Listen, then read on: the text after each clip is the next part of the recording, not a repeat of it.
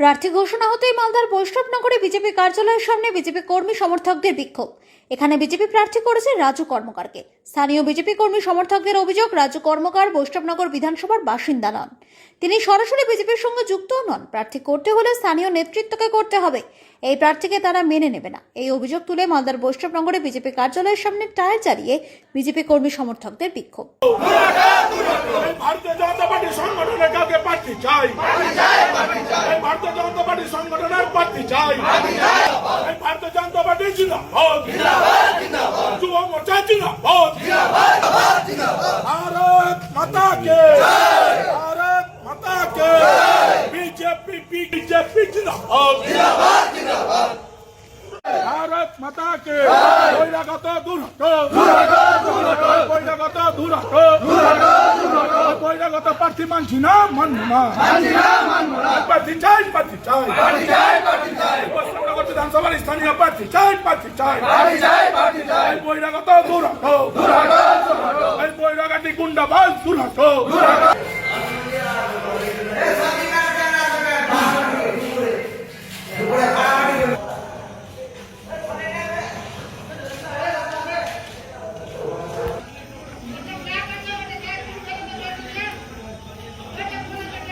কেন আপনারা আজকে গোটা পশ্চিমবঙ্গ জুড়ে যে বিধানসভা নির্বাচন, সাধারণ মানুষ ধর্মকে বাঁচানোর জন্য এই ভারতীয় জনতা পার্টিকে নরেন্দ্র মোদী বলেছিলেন পাল্টানো দরকার, চাই বিজেপি সরকার। আমরা বৈষ্ণবনগরের যুব মোর্চার পক্ষ থেকে আজকে বৈষ্ণবনগর বিধানসভার পার্টি অফিসের সামনে আমরা বহিরাগতকে মানতে চাই না।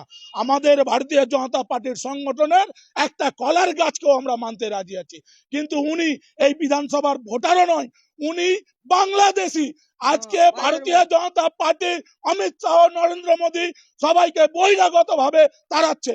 আজকে বহিরাগতকে এই বৈষ্ণবনগর বিধানসভায় প্রার্থী করেছে, আমরা মানছি না, মানবো না।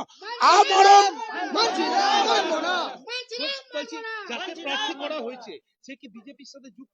কোন সময় সংগঠনের সঙ্গে যুক্ত নয়।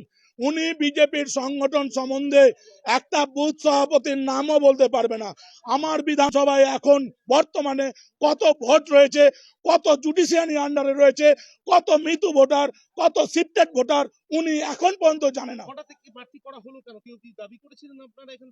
এখান থেকে রানিং জেলা পরিষদ মেম্বার রয়েছে, প্রাক্তন বিধায়ক রয়েছে, ভারতীয় জনতা পার্টির দক্ষিণ মালদার সাংগঠনিক জেলার সহসভাপতি সম্মানীয় তারক ঘোষ রয়েছেন, অনেক অনেক লোক সংগঠনের মধ্যে যারা রয়েছেন তারা আবেদন করেছিলেন বহিরাগতকে এখানকার ভারতীয় জনতা পার্টি কিছু টাকার মূলে, কিছু মহিলার মূলে এই পার্টিকে এই বিধানসভায় প্রার্থী করেছে। আপনারা কি পদক্ষেপ নিতে যাচ্ছেন? আমরা এই প্রার্থীকে অবিলম্বে চেঞ্জ করতে হবে, নইলে জেলা পরিষদের মাধ্যমে আমি জেলা পরিষদের হাজবেন্ড এবং মন্ডল একের ট্রেজারার সম্মানীয় জগাই ঘোষ, 3 বছর সিভিক পুলিশ চাকরি করেছি, 5 বছর গ্রাম পঞ্চায়েত মেম্বার থেকেছি, এখন বর্তমানে আমার স্ত্রী দক্ষিণ মালদায় একমাত্র জেলা পরিষদ শ্যামলী রজক। আমার একটাই দাবি, ভারতীয় জনতা পার্টির পক্ষ থেকে দাবি, এই প্রার্থীকে বৈষ্ণব বিধানসভা থেকে অবিলম্বে চেঞ্জ করতে হবে, নইলে জগাই ঘোষ এই যুব মোর্চার পক্ষ থেকে, মহিলা মোর্চার পক্ষ থেকে আমরণ অনশন চালিয়ে যাব। বিক্ষোভ দেখাবার আমাদের একটাই মেল উদ্দেশ্য হচ্ছে যে উনি আমাদের ব্লকের না, উনি বাইরের ব্লকের। আমরা চাই আমাদের এটা মানে জিতা সিট। বৈষ্ণবনগর ব্লক আমাদের হিন্দু সংগঠন, এমন একটা সংগঠন আছে সবার মুড খারাপ হয়ে গেছে। আমরা চাই যে আমাদের ব্লকের একজন সাংগঠনিক প্রার্থী, যেগুলো নাম পাঠানো হয়েছে তার মধ্যে একটা সিলেক্ট হয়ে আসুক না, আমরা মেনে নিতে রাজি। কিন্তু আমরা চাই না যে আমরা বহিরাগত কোনো প্রার্থীকে এখানে দাঁড় করা হোক। আমরা চাই আমাদের এই জিতা সিট লড়াই করা একদম শক্তিশালী বৈষ্ণবনগর সিট। আমরা কনফার্ম আছি যে আমরা 100% জিতবো। সেই সিটটা যাতে আমাদের কার্যকর হয়, সেই জন্য আমরা অনুরোধ করছি, বারবার অনুরোধ করছি যে এই সিটে বিবেচনা করে প্রার্থীটা পুনরায় চেঞ্জ করা হোক। আর যদি না হয় তো আমরা বৃহত্তর আন্দোলনে আবার কিন্তু কালকে নামছি। না, আমরা সেই মুঠে আমরা কোনোদিনও চিনি না, আমাদের ব্লকে আমরা কোনোদিন দেখেনি সেই প্রার্থীকে। আমরা চাই আমাদের স্থানীয় বাসিন্দাকে, স্থানীয় বাসিন্দাকে আমাদের ক্যান্ডিডেট করা হোক। আমরা চাই আমাদের 100% মানে জিতা সিট যাতে আমরা জিততে পারি, জয় হতে পারি, সেটাই আমরা অনুরোধ করছি যে আমাদেরকে এই সিট জয়ের মুখে ফিরিয়ে এনে দেওয়া হোক।